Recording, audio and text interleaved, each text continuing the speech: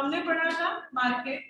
Market का revision करते हैं। मार्केट क्या होता है? मार्केट मतलब एक ऐसी प्लेस जहाँ पे बायर्स एंड सेलर्स मीट करते हैं, इंटरसेक्ट करते हैं, ताकि वो एक्सचेंज कर सकें गुड्स एंड सर्विसेज को। कैरेक्टरिस्टिक्स क्या क्या होती है मार्केट की? मार्केट में बायर्स होते हैं, सेलर्स होते हैं, मार्केट में कोई प्रोडक्ट या सर्विस होता है, मार्केट में बार्गेनिंग प्राइस होती है, नॉलेज होनी चाहिए आपको मार्केट के बारे में, एंड एक प्रोडक्ट की एक प्राइस होनी चाहिए। Then types of market on the basis of area. Area के बेसिस पे सबसे पहला था अपना लोकल मार्केट। लोकल मार्केट में जनरली जो पेरिशेबल गुड्स और जो आपके बहुत बल्कि आइटम्स होते हैं वो आप लोकल मार्केट मतलब आप झुंझुनू डिस्ट्रिक्ट से आप खरीदेंगे। देन रीजनल मार्केट, रीजनल मतलब राजस्थान का मार्केट हो गया, वहां से आप semi durable goods generally purchase करते हैं। सेमी ड्यूरेबल गुड्स कौन से होते हैं? जो एक टाइप से ज्यादा बार काम में लिए जा सकते हैं बट बहुत लंबे समय तक काम में नहीं लिए जा सकते, जैसे क्लोथ्स होते हैं आपके। फिर ड्यूरेबल गुड्स जो बहुत बहुत लंबे समय तक काम में लिए जा सकते हैं, उनके लिए नेशनल मार्केट होता है। देन लास्ट है आपका इंटरनेशनल मार्केट, जो प्रीशियस कमोडिटीज के लिए होता है, लाइक गोल्ड, सिल्वर, डायमंड, जो प्रीशियस कमोडिटीज होती हैं आपकी। Then on the basis of time अपन ने मार्केट पढ़ा था। पहला है very short period market. Very short period, time period इतना कम है कि किसी भी हालत में अपन किसी भी चीज की सप्लाई नहीं बढ़ा सकते, ना तो लेबर की सप्लाई बढ़ा सकते हो, ना ही आप मशीन की सप्लाई बढ़ा सकते। यहाँ सारे फैक्टर्स फिक्स्ड होंगे, कोई भी फैक्टर वेरिएबल नहीं होगा क्योंकि टाइम पीरियड आपके पास बहुत शॉर्ट है। सेकेंड है इसके अंदर short period market. Short period मतलब टाइम पीरियड इतना सफिशिएंट है कि आप चाहो तो लेबर की सप्लाई तो बढ़ा सकते हो, बट अभी भी हम मशीन की सप्लाई नहीं बढ़ा सकते। देन लॉन्ग पीरियड, यहाँ पे सारे फैक्टर्स वेरिएबल होंगे, मैं लेबर की, मशीन की, बिल्डिंग की, लैंड की, जिसकी चाहे उसकी सप्लाई बढ़ा सकती हूँ। वेरी लॉन्ग पीरियड या उसको सेक्युलर पीरियड बोला जाता है, जो 15 से 20 साल का समय होता है, वहां पूरा का पूरा सब कुछ आप चेंज कर सकते हो, जैसे पूरी पॉपुलेशन चेंज हो सकती है 15 to 20 years में। Then on the basis of transaction अपन ने पढ़ा था spot market and future market. Spot market क्या होता है? जो तुरंत ट्रांजैक्शन कंप्लीट होता है, मतलब आपको गुड्स भी तुरंत मिल गया और पैसा भी आपने उसको हाथ की हाथ दे दिया, ट्रांजैक्शन तुरंत हाथ की हाथ कंप्लीट हो गया, उसको स्पॉट मार्केट कहते हैं। फ्यूचर मार्केट, जो फ्यूचर डेट पे जो ट्रांजैक्शन कंप्लीट होता है उसको फ्यूचर मार्केट कहा जाता है। जितना भी आप ऑनलाइन परचेजिंग करते हैं वो सब आपका फ्यूचर मार्केट में आता है, क्योंकि या तो वहां पे सामान लेट पहुंच रहा है या वहां पे पैसा ले लिया जा रहा है, तो ट्रांजैक्शन तुरंत कंप्लीट नहीं होता। Then on the basis of regulation, उसमें दो तरह के मार्केट होते हैं, एक होते हैं रेगुलेटेड मार्केट, एक होते हैं अनरेगुलेटेड मार्केट। रेगुलेटेड मार्केट कौन से होते हैं? जहां रूल्स रेगुलेशंस फॉलो किए जाते हैं, जैसे कि आपका स्टॉक मार्केट होता है। अनरेगुलेटेड मार्केट, जहां पे कोई भी रूल्स रेगुलेशंस फॉलो नहीं किए जाते, जैसे मेरी पर्सनल दुकान है, मेरा मन करेगा तो सुबह 10 बजे खोलूंगी, मेरा मन करेगा तो सुबह 9 बजे खोल दूंगी, मेरा मन करेगा तो शाम को 4 बजे बंद कर सकती हूँ। तो मेरे ऊपर है मैं कितना बजे क्या करना चाहती हूँ, वहां कोई रूल्स रेगुलेशंस फॉलो नहीं किए जाते। Then on the basis of volume of business, volume of business में दो होते हैं, तो wholesale and retail market. Wholesale मतलब जहां लार्ज क्वांटिटी में सामान खरीदा बेचा जाता है, रिटेल मतलब जहां कम क्वांटिटी में सामान खरीदा और बेचा जाता है। On the basis of competition मैंने नहीं करवाया था, ये अपन पूरा चैप्टर ही पढ़ेंगे on the basis of competition का, perfect competition, monopoly, monopolistic and oligopoly. ये डिटेल में अपन जब चैप्टर पढ़ेंगे पूरा आपको समझ में आ जाएगा। यहाँ तक का क्लियर है बच्चों?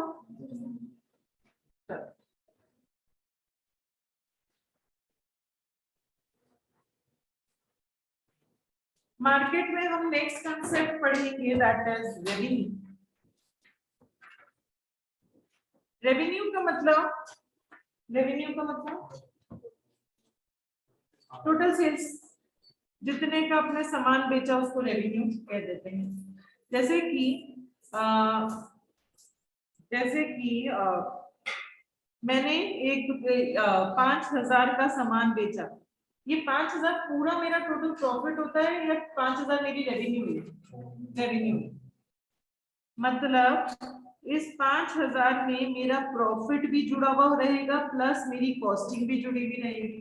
5,000 में से सपोज 500 रुपए का मुझे प्रॉफिट हुआ और 4,500 की मेरी क्या हुई? कॉस्टिंग आ गई। तो रेवेन्यू मतलब कॉस्ट प्लस प्रॉफिट। अगर मुझे प्रॉफिट निकालना हो तो प्रॉफिट निकालने का फॉर्मूला क्या हो जाएगा, रेवेन्यू में से आप क्या माइनस कर दो, कॉस्ट माइनस कर दो। रेवेन्यू था 5000 का, कॉस्टिंग थी 4500 की, तो मेरा प्रॉफिट कितने का आ गया, 500 का आ गया। तो रेवेन्यू का मतलब टोटल सेल्स भी कह सकते हो। रेवेन्यू में प्रॉफिट एंड कॉस्ट दोनों इंक्लूडेड होता है। अगर आपको प्रॉफिट निकालना है तो कैसे निकालोगे आप, रेवेन्यू में से अगर कॉस्ट माइनस कर दो, ये फाइनल कर दो, रेवेन्यू में से कॉस्ट माइनस कर दो तो क्या आ जाएगा, आपका प्रॉफिट आ जाएगा। ठीक है, total revenue, total revenue, total revenue का मतलब क्या होता है, टोटल सामान बेचने से टोटल आपको कितना पैसा मिला। फॉर एग्जाम्पल कोई बंदा कोल्ड ड्रिंक बेचता है, उसने दिन की 10 कोल्ड ड्रिंक बेची, हर कोल्ड ड्रिंक 15 रुपीज की थी, तो उसको टोटल कितने रेवेन्यू का हुआ, 150 रुपीज का। मैंने ये 150 कैसे निकाला, उसने टोटल कितनी कोल्ड ड्रिंक बेची, 10, मतलब क्वांटिटी 10 है, हर कोल्ड ड्रिंक की प्राइस कितनी थी, 15, तो quantity into price is equals to total revenue. तो टोटल रेवेन्यू का फॉर्मूला क्या हो गया, प्राइस इनटू क्वांटिटी। क्या, देन एवरेज रेवेन्यू, एवरेज का मतलब क्या होता है, जो पर यूनिट जो रेवेन्यू होता है उसी को क्या बोलते हैं अपन, एवरेज रेवेन्यू कहते हैं। मतलब फॉर्मूला क्या होता है इसका, total revenue upon quantity. Total revenue का फॉर्मूला होता है price into quantity divided by quantity, quantity से क्वांटिटी कैंसिल, तो एवरेज रेवेन्यू को आप क्या बोल सकते हो, प्राइस भी बोल सकते हो। एवरेज रेवेन्यू मतलब जो आपकी प्राइस होती है प्रोडक्ट की, उसी को क्या कहते हैं अपन, एवरेज रेवेन्यू भी कह सकते हैं। देन मार्जिनल रेवेन्यू, मार्जिनल का मतलब क्या होता है बच्चों, एडिशनल रेवेन्यू। एडिशनल यूनिट बेचने से आपको एडिशनल कितना रेवेन्यू जनरेट होता है। मैंने जब 15 यूनिट्स बेची थी, सॉरी मैंने 10 कोल्ड ड्रिंक्स बेची थी तो मेरा रेवेन्यू था 150 का। मैंने 11 कोल्ड ड्रिंक बेची तो मेरा रेवेन्यू है 160 का। तो मार्जिनल रेवेन्यू कैसे निकालते हैं, TRN minus TRN minus 1। Total revenue of 11 units का कितना है, 160 minus total revenue of 10 units कितना है, 150। तो एडिशनल कोल्ड ड्रिंक बेचने से आपको एडिशनल कितने का रेवेन्यू हुआ, 10 रुपीस का आपको रेवेन्यू हुआ। मार्जिनल रेवेन्यू निकालने का एक फॉर्मूला और होता है, that is delta TR upon delta Q। Delta TR का मतलब होता है आपका चेंज इन टोटल रेवेन्यू, और डेल्टा Q का मतलब होता है आपका change in quantity. For example मैंने जब 10 कोल्ड ड्रिंक सेल आउट की थी तो रेवेन्यू 150 का था। जब मैं 15 कोल्ड ड्रिंक सेल आउट करती हूँ तो रेवेन्यू कितने का है मेरा, 250 का रेवेन्यू। जब आपको सिंगल सिंगल यूनिट का डिफरेंस दे रखा हो, जब सिंगल सिंगल यूनिट का डिफरेंस दे रखा हो तो हमेशा मार्जिनल रेवेन्यू कैसे निकालोगे, TRN माइनस TRN माइनस 1। 10 से 11 एक एक यूनिट का डिफरेंस है। पर जब आपको एक से ज्यादा यूनिट का डिफरेंस दे रखा हो तो उस टाइम पे मार्जिनल रेवेन्यू कैसे निकालते हैं, delta TR upon delta Q। Fix है ये। Delta TR change in total revenue कैसे निकालोगे, 250 में से माइनस कर दो 150। चेंज इन क्वांटिटी मतलब 15 माइनस 10, तो ये हो गया 50, ये हो गया 5, तो मार्जिनल रेवेन्यू कितने का आ गया था, 10 का। तो जब आपको मोर देन 1 यूनिट का डिफरेंस दे रखा हो, मोर देन 1 यूनिट का डिफरेंस दे रखा हो, तो हमेशा मार्जिनल रेवेन्यू कैसे निकलेगा, delta TR upon delta Q। और जब अपन को सिंगल सिंगल यूनिट का डिफरेंस दे रखा हो तो मार्जिनल रेवेन्यू कैसे निकलेगा, TRN minus TRN minus.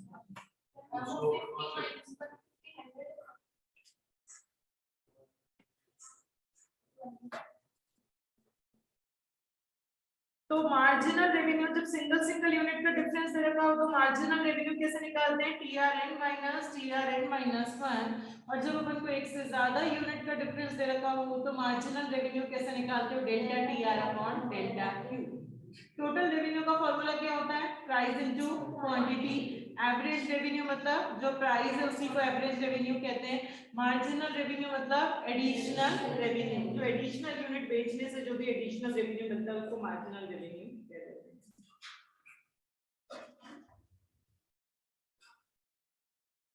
Then relationship between PR, AR, MR and elasticity.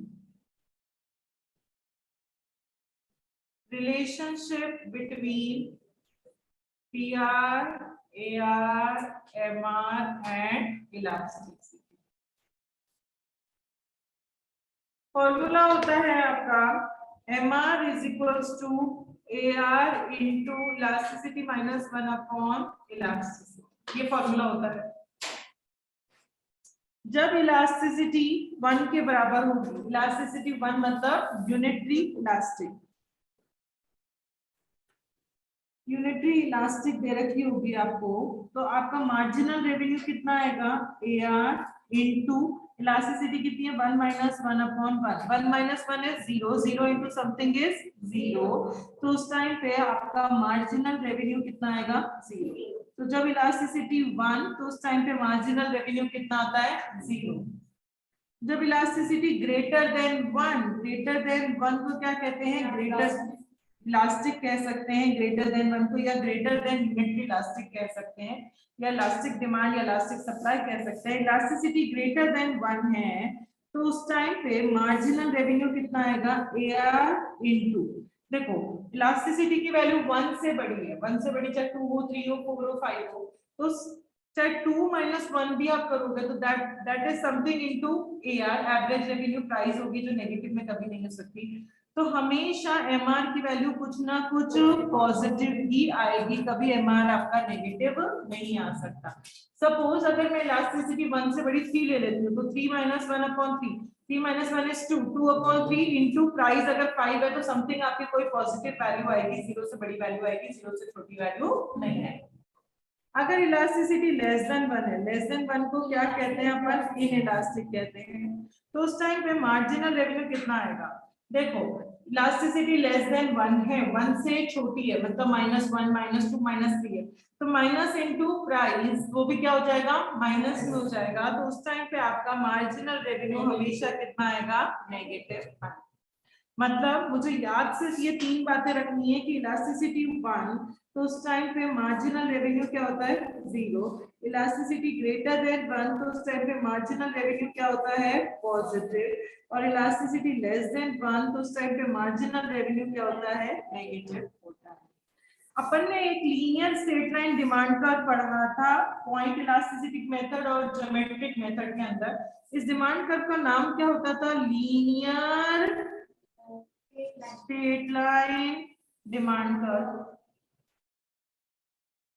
इस डिमांड कर्व के सेंटर पॉइंट पे इलास्टिसिटी 1 होती थी, यहाँ इलास्टिसिटी ग्रेटर देन 1, यहाँ इलास्टिसिटी इनफाइनाइट, यहाँ इलास्टिसिटी लेस देन 1 और यहाँ इलास्टिसिटी 0 होती थी।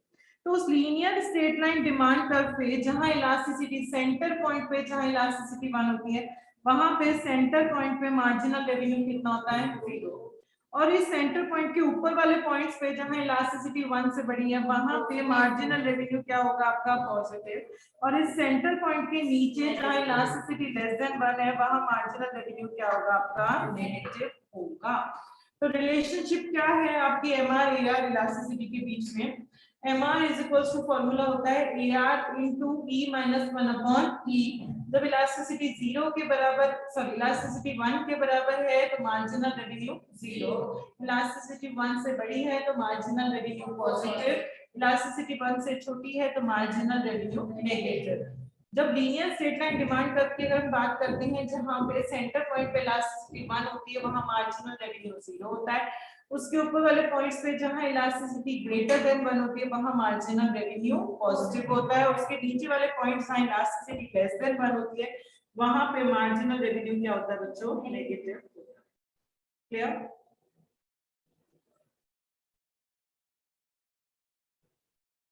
दो प्रिंसिपल्स, बिजनेस कोई भी बिजनेस हो उसके अंदर दो प्रिंसिपल्स फॉलो किए जाते हैं।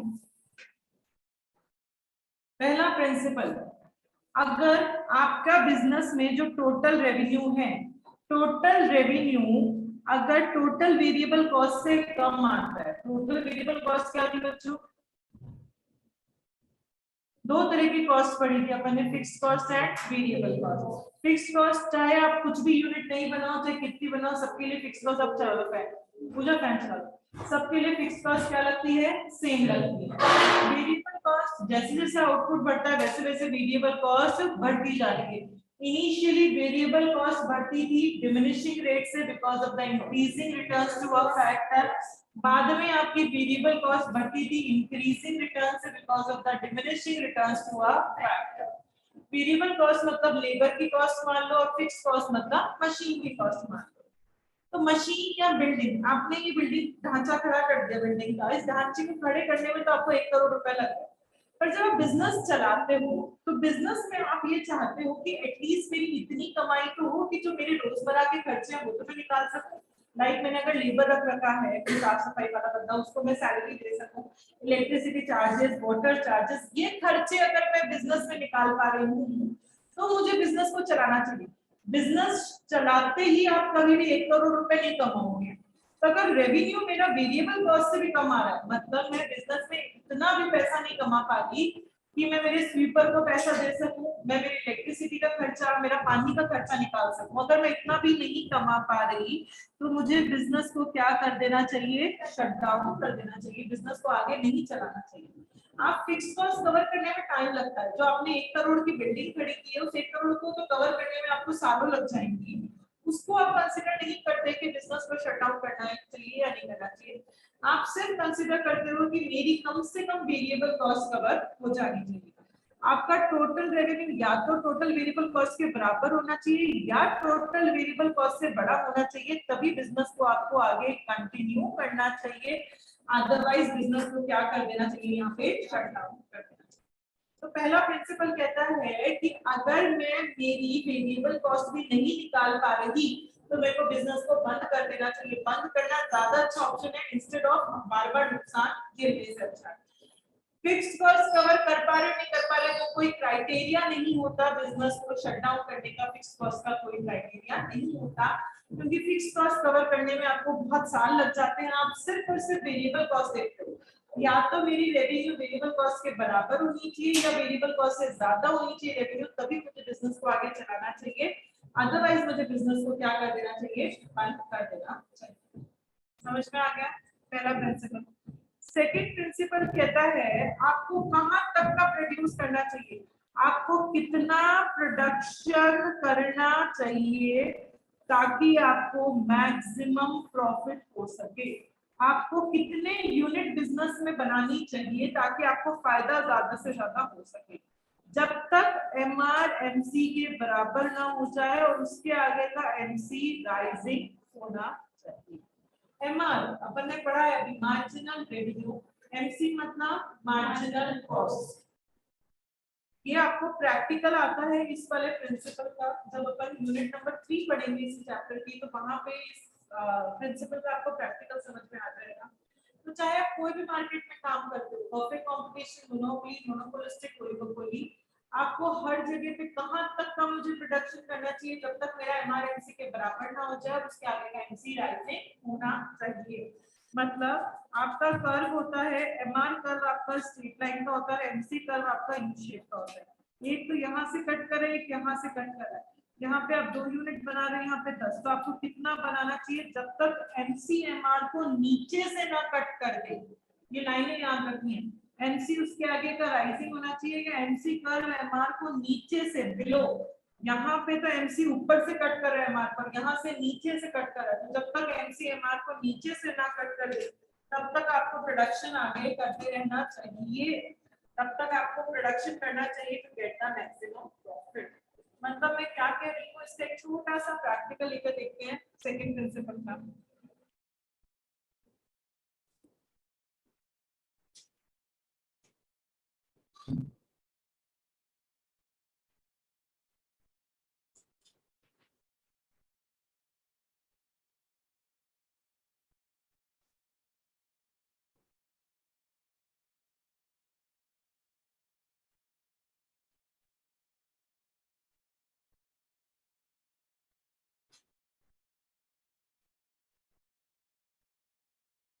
देखो यूनिट्स आपको कहां तक की यूनिट बनानी चाहिए, एमआर मैंने सब जगह 12 दिया है, क्यों?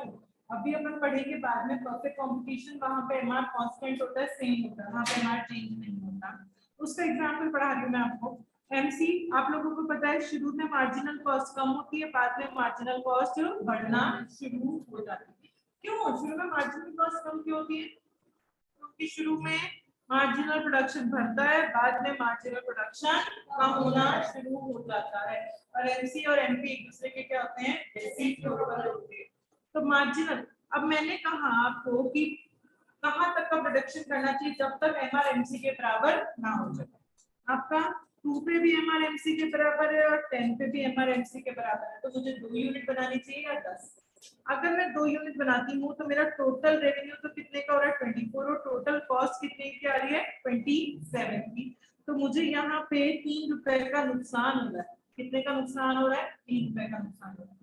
अगर मैं 10 यूनिट तक बनाती हूँ तो टोटल रेवेन्यू मेरा कितने का आ रहा है? 120, और टोटल कॉस्ट मेरी यहाँ पे आ रही है, टोटल कॉस्ट आ रही है 100 की। आप इसको ऐड करोगे तब तो आपका यहाँ पे प्रॉफिट कितने का हो रहा है? आपको 20 का प्रॉफिट। मतलब आपको कहां तक प्रोडक्शन करना चाहिए? जब तक एमआरएफसी के बराबर ना हो जाए, पहली कंडीशन। दूसरी कंडीशन, उसके आगे का आपका एमसी राइजिंग होना चाहिए। उसके आगे का एमसी 12 से 15 बढ़ता हुआ एमसी है, यहाँ पे एमसी घटता हुआ है, 12 से 10 कम होता हुआ है, यहाँ पे 12 से 15 बढ़ता हुआ एमसी है। तो आपको कहां तक का आउटपुट, कहां तक का प्रोडक्शन करना चाहिए? दो कंडीशंस होती है। पहली कंडीशन, जब तक एमआरएमसी के बराबर ना हो जाए, और सेकंड कंडीशन, उसके आगे का एमसी क्या होना चाहिए? अपना राइजिंग होना चाहिए। तो बिजनेस में चलाने के लिए अपन को ये दो प्रिंसिपल्स को ध्यान रखना पड़ता है। पहला प्रिंसिपल क्या कहता है? अगर मेरी total revenue total variable cost को भी कवर नहीं कर पा रही तो मुझे बिजनेस को शट डाउन कर देना चाहिए। मुझे बिजनेस को कंटिन्यू कब करना चाहिए? जब रेवेन्यू मेरी वेरिएबल कॉस्ट के बराबर या उससे ज्यादा हो। फिक्स कॉस्ट कवर हो रही है नहीं हो रही, वो कोई क्राइटेरिया नहीं होता बिजनेस को शट डाउन डिसीजन लेने का। सेकेंड प्रिंसिपल होता है आपका कि आपको कहां तक का प्रोडक्शन करना चाहिए ताकि आपको मैक्सिमम प्रॉफिट हो सके। तो दो कंडीशंस होती है। पहली कंडीशन है कि जब तक एमआरएमसी के बराबर ना हो जाए, उसके आगे का एमसी क्या होना चाहिए? राइजिंग होना चाहिए। क्लियर? समझ में आ गया? ये जो सेकंड प्रिंसिपल पढ़ा है, ये मोस्ट इंपॉर्टेंट, बहुत बहुत इंपॉर्टेंट प्रिंसिपल है। इस प्रिंसिपल का प्रैक्टिकल भी आता है। अपन यूनिट नंबर 2 जब पढ़ेंगे तो यूनिट नंबर 3 पढ़ेंगे, उसका प्रैक्टिकल भी अपन पढ़ेंगे। ठीक है, चलो अपन यूनिट नंबर 2 स्टार्ट करेंगे। ये बच्चों यूनिट नंबर 1 कंप्लीट हो गई है आपकी मार्केट की। मार्केट की यूनिट नंबर 2।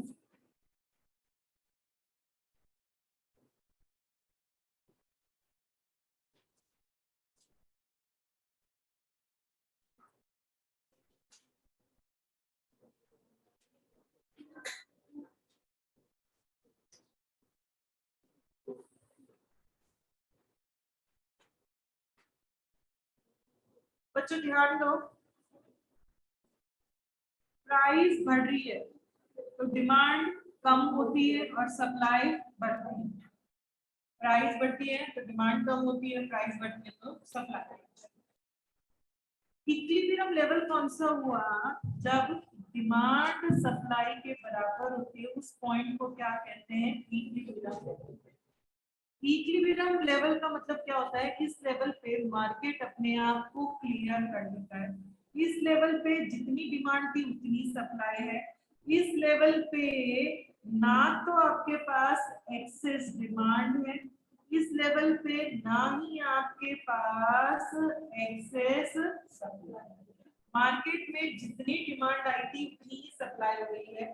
मार्केट में ना तो डिमांड ज्यादा बची, ना ही सप्लाई ज्यादा बची। अगर अपन इसके ऊपर लेवल पे देखते तो यहाँ पे देखो, आपकी डिमांड तो 20 है पर सप्लाई कितनी है? 12। तो इसके ऊपर की सिचुएशन क्या होती है? आपकी एक्सेस सप्लाई की सिचुएशन। और इक्विलिब्रियम के नीचे की सिचुएशन क्या होती है? आपकी एक्सेस डिमांड की सिचुएशन। तो इक्विलिब्रियम, इक्विलिब्रियम, इस प्राइस को क्या कहते हैं? अपन इक्विलिब्रियम प्राइस कहते हैं। और जो ये क्वांटिटी है 16, इसको अपन क्या कह देंगे? इक्विलिब्रियम क्वांटिटी है। तो इक्विलिब्रियम लेवल मतलब वो लेवल जिस लेवल पे मार्केट अपने आप को क्लियर कर लेता है। इस लेवल पे ना तो आपके पास एक्सेस डिमांड बचती है, ना ही आपके पास एक्सेस सप्लाई बचती है। इस लेवल पे जितनी डिमांड होती है उतनी ही सप्लाई होती है। इसके ऊपर हमेशा एक्सेस डिमांड आएगी, इसके नीचे आपके पास एक्सेस, और इसके ऊपर एक्सेस सप्लाई आएगी, उसके नीचे एक्सेस इसके ऊपर एक्सेस डिमांड आएगी और इसके नीचे एक्सेस सप्लाई।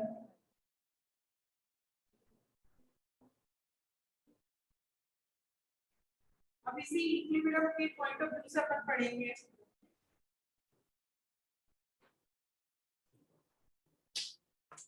देखो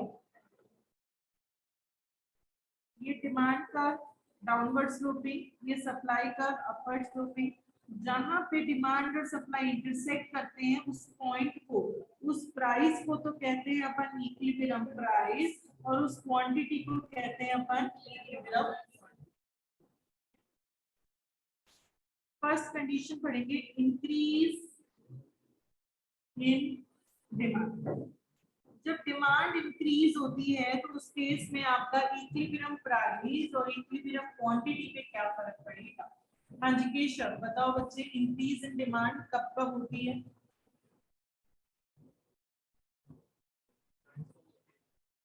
हाँ प्राइस, प्राइस की वजह से इंक्रीज होता है, एक्सटेंशन कंट्रैक्शन होता है।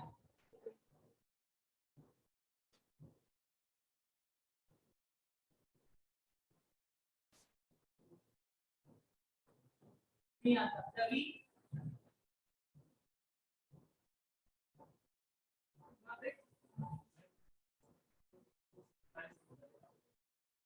जब price of substitute would be increase हो जाती है तो डिमांड आपकी इंक्रीज होगी।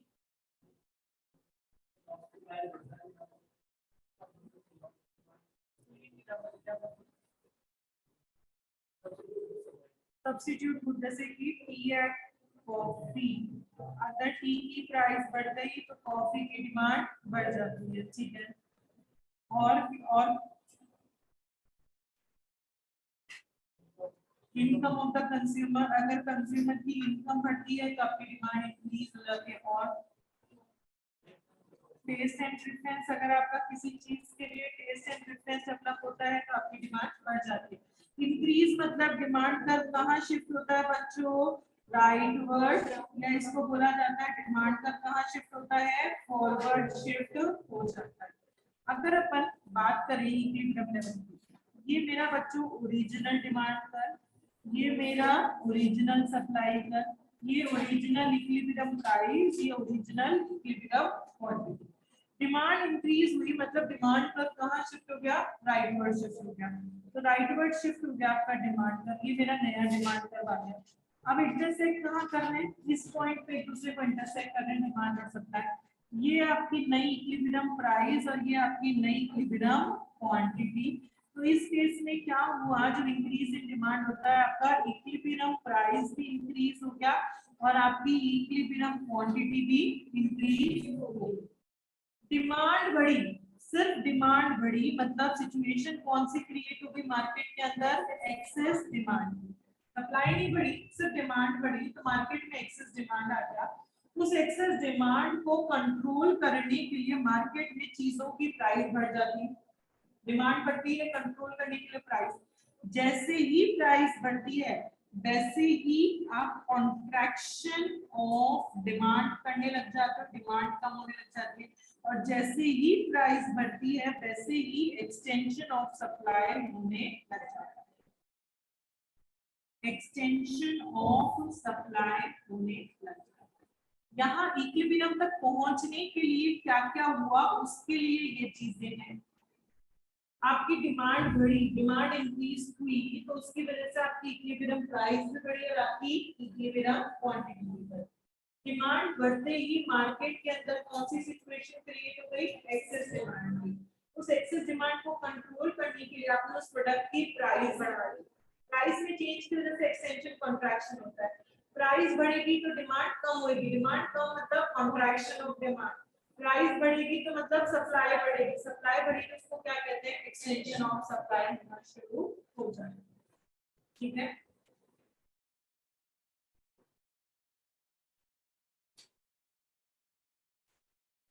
ये तो हमने पढ़ा इंक्रीज इन डिमांड।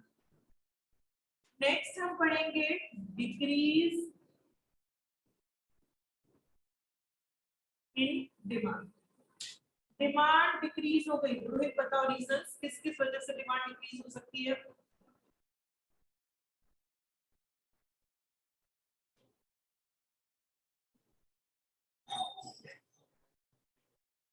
क्या टैक्स, टैक्स तो सप्लाई में आएगा, डिमांड में क्या आएगा टैक्स।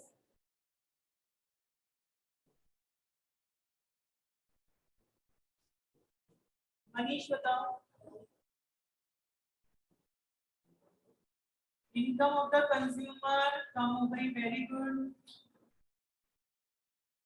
प्राइस नहीं पलक, प्राइस की वजह से एक्सटेंशन कॉन्ट्रैक्शन होता है, इंक्रीज डिक्रीज प्राइस की वजह से नहीं होता, वहां पे अदर फैक्टर्स में चेंज होने की वजह से इंक्रीज एंड डिक्रीज होता है। बोलो और मनीष।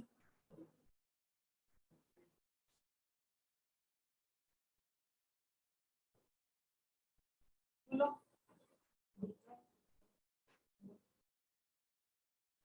मनीष बोलो।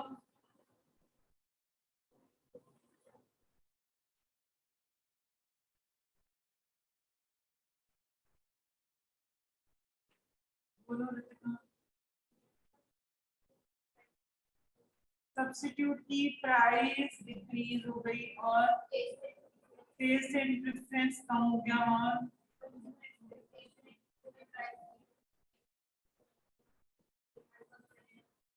एक्सेप्शंस में आ जाएगा।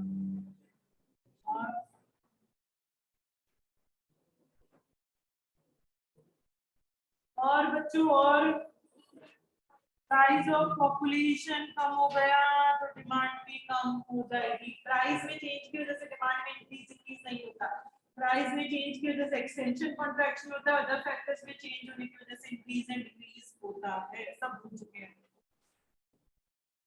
ये मेरा ओरिजिनल डिमांड कर, ये मेरा ओरिजिनल सप्लाई कर, ये मेरी इक्विलिब्रियम प्राइस, ये मेरी इक्विलिब्रियम क्वांटिटी।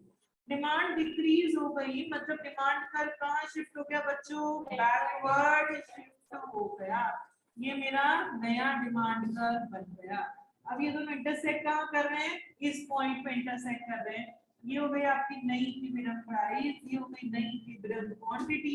तो जब डिमांड डिक्रीज होती है तो आपकी इक्विलिब्रियम प्राइस भी कम हो गई और आपकी इक्विलिब्रियम क्वांटिटी भी कम हो गई।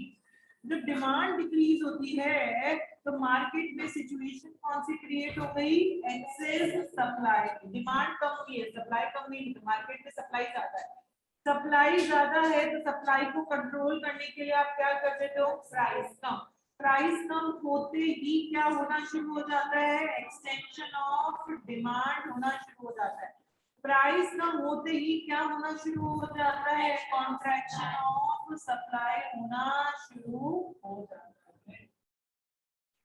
तो इंक्रीज इन डिमांड बच्चों याद रखो, भूलो नहीं चीजें। इंक्रीज इन डिमांड मतलब यहाँ पे इक्विलिब्रियम प्राइस भी बढ़ेगी, इक्विलिब्रियम क्वांटिटी भी बढ़ेगी।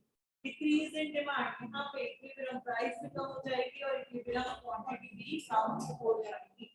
इंक्रीज इन डिमांड में एक्सेस डिमांड की सिचुएशन क्रिएट होती है और डिक्रीज इन डिमांड में एक्सेस सप्लाई की सिचुएशन क्रिएट हो जाती है।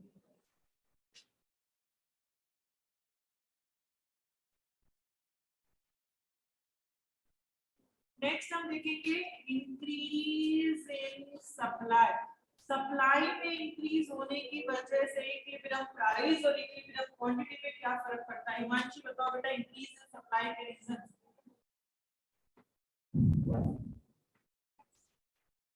एक्सेस का कम होना तो सप्लाई बढ़ेगी, कॉम्प्लीमेंट्री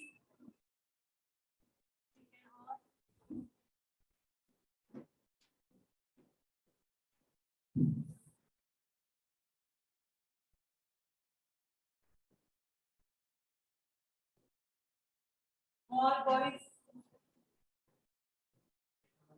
टेक्नोलॉजी इंप्रूव होएगी तो सप्लाई बढ़ जाएगी और वेरी गुड पलक था। Factors of production land labour capital, इनकी प्राइस कम होगी या ज्यादा, कम तो मेरी सप्लाई बढ़ जाएगी, सप्लाई बढ़ती है तो सप्लाई का कहाँ शिफ्ट होता है,